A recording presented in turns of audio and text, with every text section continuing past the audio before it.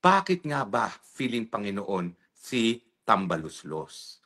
Well, unang-una, matagal na usap-usapan yan na kaya naman napaka-makapangyarihan ni Tambaluslos ay dahil alam niya ang mga sikreto ni Marcos Jr. At totoo naman po yan. Sila'y pinsan buo. Alam ko pong malapit sila. Pagdating dun sa issue na bangag ba si Marcos Jr., I am sure, alam na alam yan ni Tambaluslos. At hindi ako magtataka kung user ang Marcos Jr., may posibilidad din na itong si Tambaluslos ay user din. Dahil alam niyo naman, magpipinsan, malalapit sa isa't isa, at alam niyo naman, uso yung mga group singhot sessions dyan. No? So hindi ako magtataka kung bakit alam niya kung talagang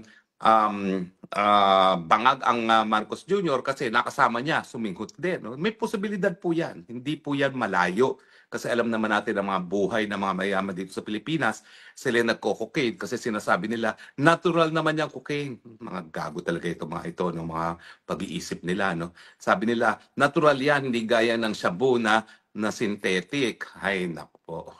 Yan ang magiging justification kung bakit sila nagpabangag-bangag. Kalukuhan po yan. No? Dahil wala naman pong bansa sa planetang ito na hindi kinukonsidera na illegal ang cocaine. Talagang ang cocaine po naninira sa pag-iisip ng isang tao. So anyway, yan talaga yung paniwala natin. Kaya napaka makapangyarihan niya. Kita ninyo, sa lahat ng state visit, sumasama siya. Eh alam niyo naman po, meron tayong sinasabi na co-equal branches of government.